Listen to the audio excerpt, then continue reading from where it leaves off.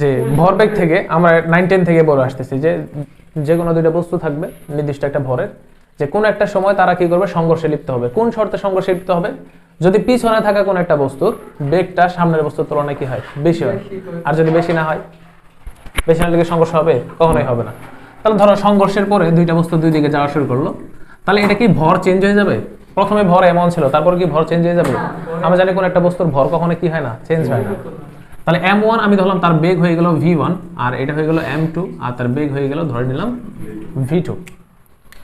তাহলে এইখান থেকে আমরা 9-10 এর সেই সূত্র অনুসারে আমরা কি লিখতে পারি, যে m1 u1 plus m2 u2, অর্থাৎ কোন একটা বস্তুর আদি যে ভরবেগটা থাকবে তাদের যোগফল পরবর্তী যে ভরবেগ থাকবে তাদের যোগফল পরস্পর কি হবে, সমান হবে। তাহলে এইটা হচ্ছে আমাদের 9-10 এর কথাবার্তা, কিন্তু এটা দিয়ে তো আর অ্যাডমিশনের প্রশ্ন খুব কম আসে। তো এখান থেকে 2 নম্বর কন্ডিশন, ধরো যদি এমন ঘটনা ঘটে যে দুইটা বস্তু পরস্পর সংঘর্ষে লিপ্ত হলো এবং সংঘর্ষের পর দুইটা বস্তু একই সাথে চলা শুরু করলো। একই সাথে যদি চলা শুরু করে তাহলে দুইজনের বেগটা কি সেম হবে না?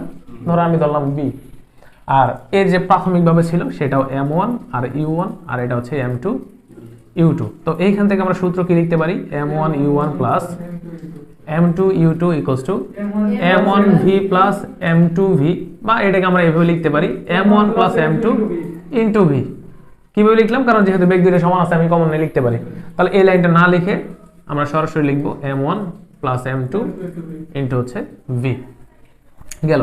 তাহলে এই ভিটা হচ্ছে কি, মিলিত বেগ, মিলিত বেগ। ওকে। 3 নম্বর কন্ডিশন, ধরো এমন যদি হয় যে কোন একটা নৌকা, ধরো এটা কোন একটা নৌকা, স্থির কোন একটা নৌকা আছে, এবং নৌকায় স্থির নৌকার এই পাশে দুইটা পার আছে, চিন্তা করো। হ্যাঁ, দুইজন মানুষ এখান থেকে লাফ দিবে, ধরো ও এদিকে লাফ দিবে আর মনে করো এইদিকে লাফ দিবে। হ্যাঁ, তাহলে প্রথমে খেয়াল করো যে স্থির নৌকা, তাই না? স্থির নৌকা থাকলে নৌকার বেগ কত, 0, তাই না? আর এই দুইটা বালক যখন দুই পাশে, তখন কিন্তু নৌকা যেহেতু স্থির তাহলে তারাও তো স্থির প্রথমে। তাহলে এইখানে আমি বলতে পারি এই বালকের u1 হচ্ছে 0, আর m1 নির্দিষ্ট কোন একটা ভর তো আছে, আর এইটার আমি যদি u2 ধরি তাও কিন্তু 0, আর এখানে m2 কোন একটা মান আছে। তাহলে নৌকার ক্ষেত্রে আমি ধরলাম এটা হচ্ছে m3 কোন একটা মান আছে, আর u3 যেটা সেটা কিন্তু কি 0, অর্থাৎ নৌকা এই যে বালক এই দুইটার আদিবেগ কত, 0। তাহলে এখান থেকে আমি ভরবেগের সংরক্ষণ দিয়ে যদি লিখি m1 u1 plus m2 u2 plus m3 u3 equals to কি লিখবো, m1 v1 plus m2 v2 plus m3 v3। অর্থাৎ যখন এই বালকটা লাফ দিয়ে এখানে পড়বে তখন তার বেগটা আমি ধরে নিছি কি v1, আর ওটা ধরে নিছি কি v2, আর নৌকা যে কোনো একদিকে অবশ্যই যাবে, যে কোনো একদিকে যাবে, সেটাকে পরবর্তী বেগটা আমি ধরে নিছি v3। তাহলে তুমি কমন সেন্স দিয়ে বলো এইটুকুর মান কত হবে, 0 কিনা? 0 না? তাহলে সুতরাং আমরা নৌকার ক্ষেত্রে লিখতে পারি m1 v1 plus m2 v2 plus m3 v3 equals to কত, 0।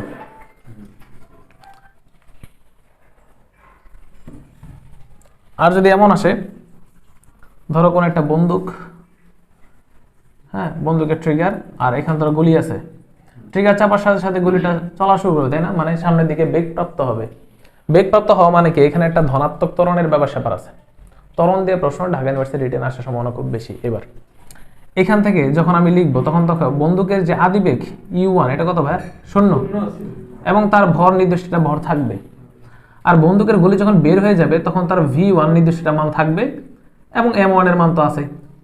আর এখান থেকে যখন প্রাথমিক অবস্থায় বন্দুকটা যখন স্থির, যখন সে ফায়ার করবে, ফায়ার করার আগ মুহূর্তে বন্দুকটা কি স্থির, তাই না? তাহলে তখন বন্দুকের বেগটা আমি যদি ধরে নিই যে বন্দুকের বেগটা হচ্ছে u2, তাহলে কত ভাই, 0, আর m2 এর কোন একটা মান তো আছে, তাই না?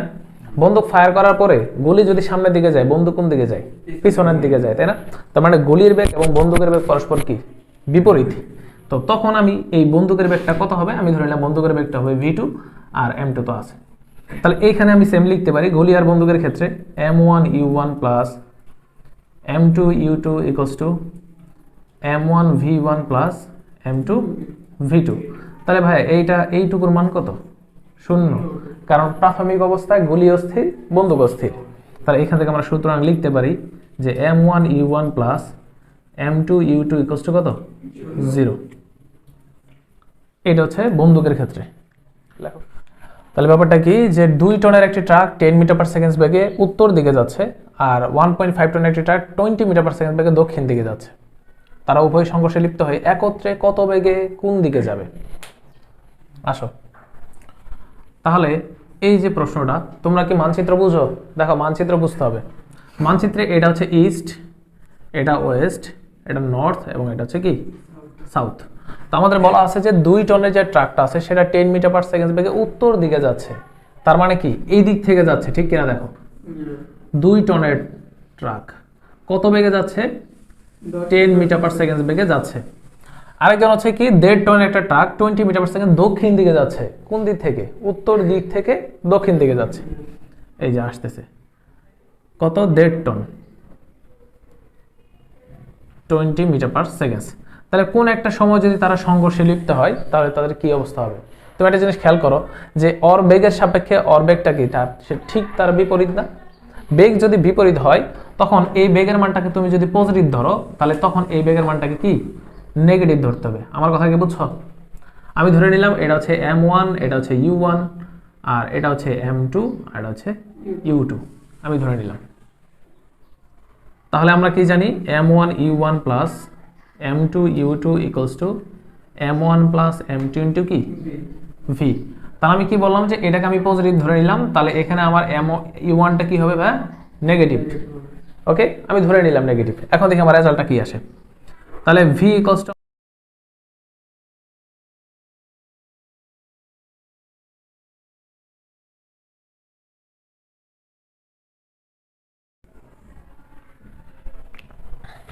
তাহলে কোন দিকে যাবে ভাই বলো তো?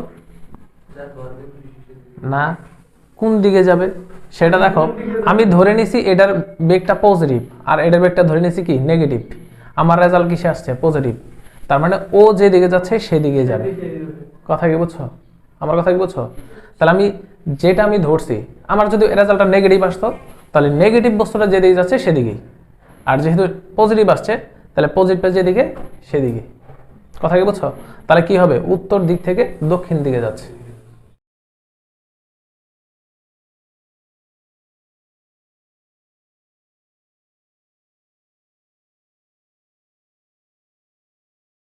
মিল্টন লিখছো প্রশ্ন?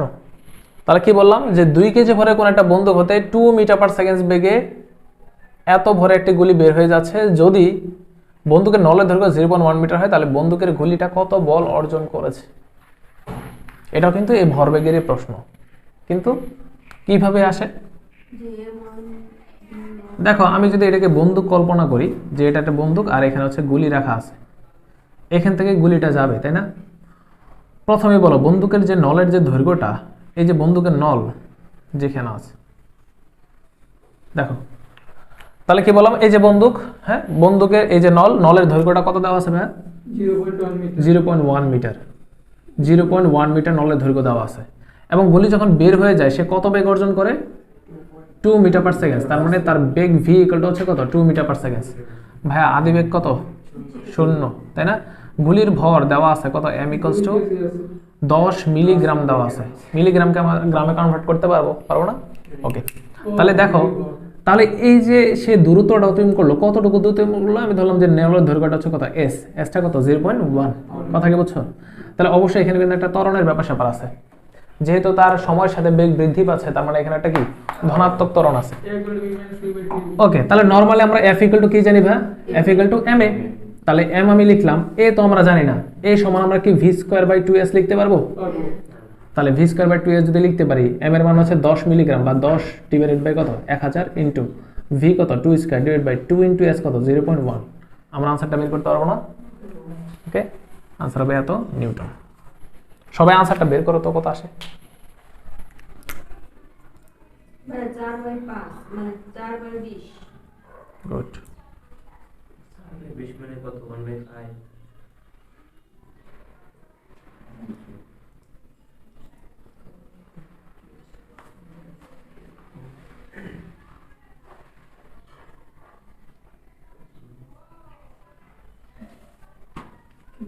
One by 5 newton. স্থিতিস্থাপক সংঘর্ষ।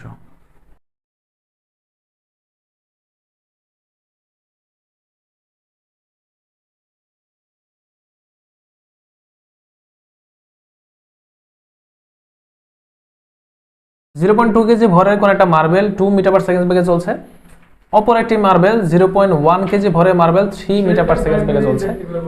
তার মার্বেল দুটি সংঘর্ষের পর প্রথমটির বেগ এবং দ্বিতীয়টির বেগ দেওয়া আছে। এখন বলছে সংঘর্ষের প্রকৃতিটা কেমন হবে। তুমি কি বের করবা? কেন মিলিত বেগ বের করবা? তোমার সংঘর্ষের প্রকৃতি বের করতে বসে। সংঘর্ষের স্থিতিস্থাপক নাকি অস্থিতিস্থাপক? আমি সংঘর্ষের আগের যে গতিশক্তি সেটা বের করব, সংঘর্ষের পরবর্তী গতিশক্তি বের করব। দেখো কিভাবে। সংঘর্ষের আগের গতিশক্তি যদি আমি বের করতে চাই, সংঘর্ষের আগের গতিশক্তিটা কি হবে ভাই? হাফ m1 u1 স্কয়ার, আর তারপরেটার জন্য হবে হাফ m2 u2 স্কয়ার। দুইটাকে যোগ করলে সংঘর্ষের পরবর্তী গতিশক্তি পাওয়া যাচ্ছে। আর তার পরবর্তী যদি পেতে চাই তাহলে হাফ m1 v1 স্কয়ার, আর ওইটার জন্য হচ্ছে হাফ m2 v2 স্কয়ার। এই দুটোকে যোগ করলে পাওয়া যাচ্ছে।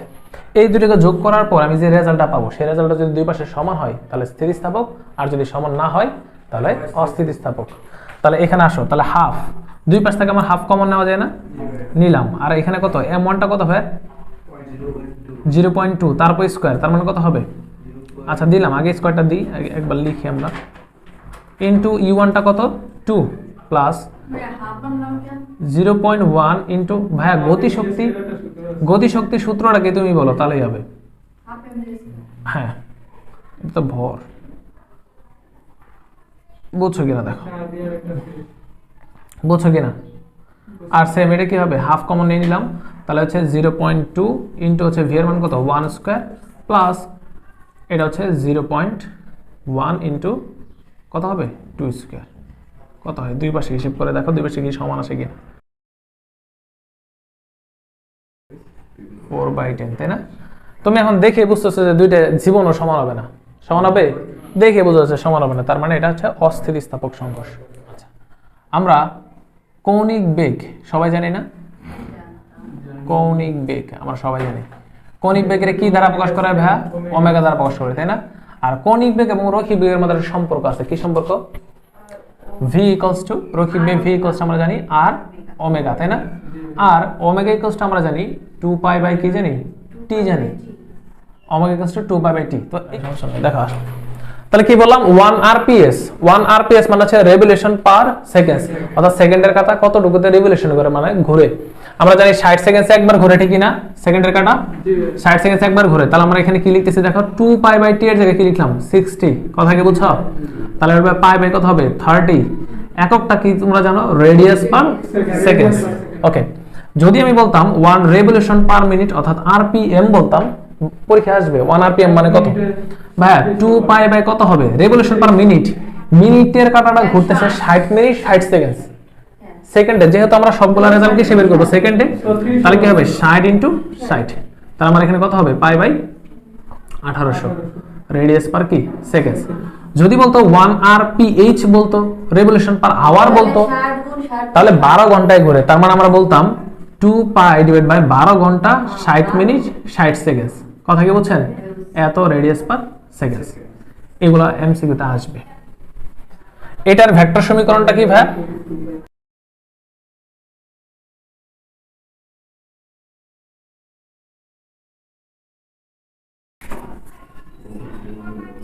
লেখো ভেক্টর সমীকরণটা, v equal to minus R omega অথবা omega R. Omega equals to হচ্ছে 2 পাই বাই t, তাই না? এটাকে আমরা 2 পাই ইনটু 1 বাই t লিখতে পারি। 1 বাই t মানে কি ভাই? কম্পাঙ্ক f। তার মানে ওমেগা ইকুয়ালস টু আমরা 2 পাই f ও লিখতে পারি। আচ্ছা, এখান থেকে 2 পাই f বের করব। আর যদি ঘূর্ণন সংখ্যা দেওয়া থাকে যে কতবার ঘুরতেছে, ঘূর্ণন সংখ্যা দেওয়া থাকে, তখন ওমেগা ইকুয়াল টু আমরা বসাই 2 পাই n বাই কি t।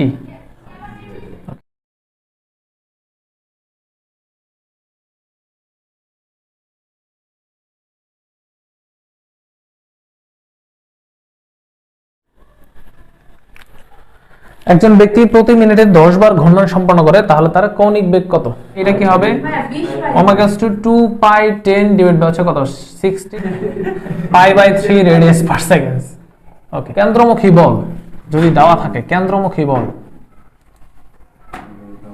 কেন্দ্রমুখী বল ভাই, কেন্দ্রমুখী বল কখন পাবা তুমি? ধরো কোন একটা বিন্দুকে কেন্দ্র করে কোন একটা বস্তু এভাবে ঘুরতেছে, তখন তার ভিতরে কি থাকবে? কেন্দ্রমুখী বল অবশ্যই থাকবে। যদি কেন্দ্রমুখী বল না থাকে তাহলে কিন্তু সে ছিটকে পড়ে যাবে, তাই না? তাহলে কেন্দ্রমুখী বলকে আমরা এফসি মানে সেন্টার দ্বারা প্রকাশ করতে পারি। এই কেন্দ্রমুখী বলের সমীকরণটা তোমরা জানো, যেহেতু ইন্টার এখন অ্যাডমিশন স্টুডেন্ট, তাই ভাঙিয়ে পড়াইলাম না, direct M V square by কত? আর আর আমরা ভি ইকুয়াল টু কি জানি ভাই? ওমেগা আর, তাই না? তাহলে আমি যদি এখানে V equal to omega R বসাই তাহলে এটা হবে omega square R square divide by কত হবে? আর। তার মানে F equals to M omega square R, এটা আমি লিখতে পারি না? ওকে, লেখো। এখান থেকে আমরা এটাও লিখতে পারি, একটু খেয়াল করো।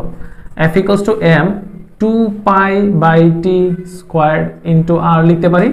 আর এখান থেকে M 4 pi square by T square into কত? আর। তার মানে সুতরাং 4 pi square M R divide by হচ্ছে কত? T square. এটা দিয়েও আসবে পরীক্ষায়। কি করবে? ঢাকা ইউনিভার্সিটিতে প্রশ্ন দেওয়ার পর বলবে নিচের কোনটি সঠিক? কেন্দ্রমুখী বলের ক্ষেত্রে এটাও সঠিক। কিন্তু এটা তখন আমার মাথায় আসবে যে এটা কিভাবে আসলো। এটা নরমালি হয়, তুমি বিগত বছরের প্রশ্নগুলো দেখো, সূত্রগুলোকে কাহিনী করে বের করে জাস্ট এখানে বসাই দিছে যে নিচের কোনটি সঠিক, তুমি এখন বের করো। তোমার মাথায় এটা যাচাই করো যে এটা কি হতে পারে? 4 pi square M R by T square হতে পারে। লেখো রাস্তার ব্যাংকিং। ব্যাংকিং থাকবেই, ব্যাংকিং। আমি আমার এখানে ফার্স্ট ইয়ারদের খুব অস্থির করে পড়াইছি ব্যাংকিং। হ্যাঁ রাইট। তাহলে রাস্তার ব্যাংকিং এর ব্যাপার হয় কি, যে রাস্তাটা এরকম বাঁকা হয়, তাই না? বাঁকের আমি যদি এই অংশটুকু কেটে নিয়ে আসি তাহলে আমরা এখানে কি পাবো? এমন একটা অবস্থা পাবো, তাই না? এটা যদি হয় থিটা কোণ, এটা যদি থিটা কোণ। আর এখানে একটা জিনিস সবাই ভুল করে, আমি তোমাদের ধরাই দিই ভুলটা কি। ধরো এই যে রাস্তার যে বাঁকগুলা হচ্ছে, তাই না? নর্মাল তুমি এইভাবে বাঁক অতিক্রম করে তুমি কিন্তু এদিক দিয়ে চলে যাও, তাই না? কিন্তু যখন ইঞ্জিনিয়াররা যখন বাঁকটা করে তখন কিন্তু ইঞ্জিনিয়ার টোটাল একটা বৃত্ত কল্পনা করে, টোটাল সার্কেলের মধ্যে একটা বৃত্ত কল্পনা করে, দেন তার একটা সেন্টারও থাকে। আর আমাদের বাঙালিদের এই সেন্টারে কি থাকে? ঘরবাড়ি থাকে, তাই না? থাকে না? রাস্তার ধারে তো ঘরবাড়ি থাকবে, বাগের ধারে। আর এখানে অ্যাক্সিডেন্ট বেশি হয়, তারপর মানুষ থাকে। তো এই যে এই ঘটনা, এটা হচ্ছে রাস্তার প্রশস্ততা, এটাকে ধরে নিচ্ছে কত? এক্স। ওকে। আর এই যে উচ্চতাটা আমি এখান থেকে যদি কেটে নিয়ে আসি, এই যে উচ্চতাটা, এই উচ্চতাটা হচ্ছে কত? এইচ। এই উচ্চতাটা হচ্ছে এইচ। আর রাস্তার প্রশস্ততা, আচ্ছা এই সূত্রকে মিলানোর জন্য আমি এইটুকু ধরলাম। ধরো রাস্তার প্রশস্ততা মানে এইটুক থেকে এইটুক পর্যন্ত আমি ধরলাম কত? এক্স। এটা হচ্ছে এক্স, এটা হচ্ছে থিটা। তাহলে আমরা এখান থেকে কি লিখবো?